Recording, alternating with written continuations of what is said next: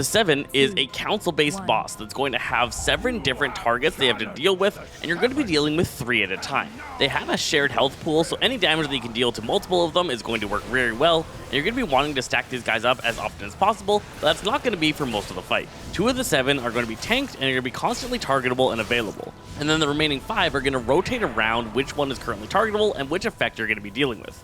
Now, all 7 of them are constantly doing things throughout the fight, it's just that you can't interact with the ones that are incorporeal. To start it all off, Angarel is the big problem mob in the dungeon. He's going to stack Sunder armor onto his current tank, greatly reducing their armor amount, as well as he's going to do mortal strikes onto them, reducing the amount that they can heal.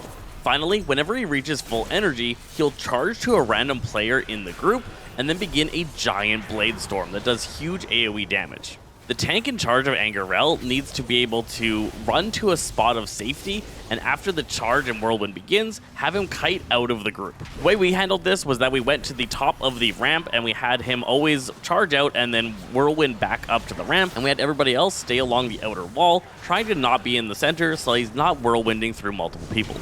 After about 2 whirlwinds, you're going to have enough Sunder armor stacks that you're going to need a tank swap.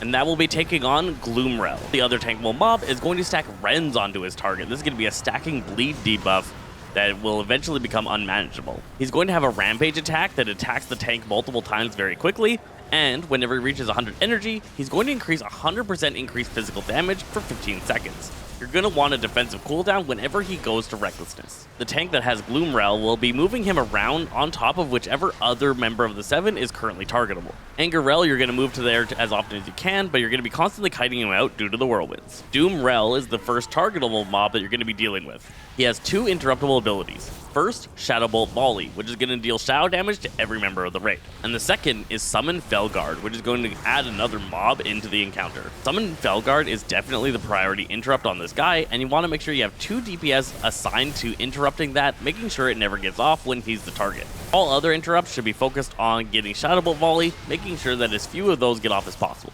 Doomrel will also cast Banish onto random party members that will banish them for 30 seconds, stopping them from doing any actions. This must be dispelled off of them so that they can continue to participate in the fight. Doperel is a rogue-based character that is going to have threat and is going to be running around the entire time stabbing people.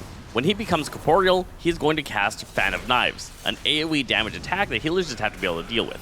And when he maximizes his energy, he's going to put down a Smoke Bomb, which stops all players from doing any single target abilities. Only AoE abilities will work while the Smoke Bomb is out, and that's going to last for 6 seconds. Make sure nobody is in need of dire healing when Smoke Bomb is about to cast. It's ideal to top off the entire group before this ability goes off. Hadrel also has 2 abilities that you're going to need to interrupt. First, she's going to cast Magma Bolts, and these should be interrupted constantly.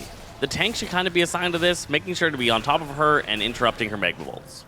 She's going to put out Magma Burns onto targets that need to be dispelled off, or else they're going to do massive damage over 30 seconds. And when she reaches full energy, she's going to summon a Fire Elemental. This elemental needs to be priority targeted down and taken out, and it's going to constantly cast Fire Nova, which needs to be interrupted. Seethrel is the largest problem in the boss fight. Throughout the fight, she's going to be putting blue circles on people that will eventually drop a blizzard. Whenever you get one of these circles, you need to push it off to the side somewhere that players aren't going to be going. And at 100 energy, she's going to cast Bitter Cold. This is going to put circles on everyone in the group, and after a delay, deal 4.4 million damage to all players in each one of the circles. This will also root everyone for 3 seconds. When Bitter Cold is going to go off, you need to make sure that you can move to a spot around the outside of the room, spread out from everybody else. And the tank that has Angarel needs to make sure to go somewhere that they can safely get the Blade Storm out of the party while they're rooted. The combination of the Blade Storm and the damage from Bitter Cold is most often where you're going to have people dying, so make sure to use defensive cooldowns on this phase. Finally, Vilerel is going to be constantly putting out Power Word Respite onto targets. This is going to give current corporeal targets a shield that will heal them quite a bit over time until the shield is broken. Identify when Power Word Respite goes out, and make sure to change targets and burn whichever target has the shield on them. He's going to summon green zones around the room that, after a delay, will fear anybody within it. Make sure to watch out for these circles and get out of them. If you do get feared, you can get dispelled, but it's not too long of a fear and that'll probably get missed. Corporeal and builds up to 100 energy, he will then begin to assault somebody with a Mind Torrent. This is a soak mechanic that multiple players need to get into and then use defensive cooldowns to soak and reduce the damage taken. So those are all the abilities, and that's actually the order that you have to deal with them in. So talking about the fight itself, you're going to start it off by talking to Doomrel and beginning the encounter. The 3 melee mobs are going to run in from the upper level, and you're going to want your tanks to establish threat on Angerel and Doomrel, as well as Doperel once he's targetable, and you're going to stack all 3 on top of Doomrel. You're going to want members of your party, probably the tanks, to quickly put skull icons onto the current corporeal target, and to be paying attention to whenever the corporeal target changes. The tank holding on to Angerel is going to be watching that energy bar, and whenever it gets close to full, is going to run somewhere outside of the group that they'll be able to kite Angerel's Blade Storm out of the group quickly and reduce damage taken from it. Once Doomrel is done, it will switch over to Doperel. That means you don't really have to move, he is going to be right there as well, and you'll just be switching over to dealing with him. This is where you're going to be wanting to make sure everybody gets kind of topped off and prepared for that smoke bomb. When the smoke bomb goes off, you can't really heal anybody because you can't target anybody, and you want to make sure nobody's going to die during that 6-second interval. The corporeal target will then jump across the room to Hrel, and you're going to be dealing with her summoning that fire elemental.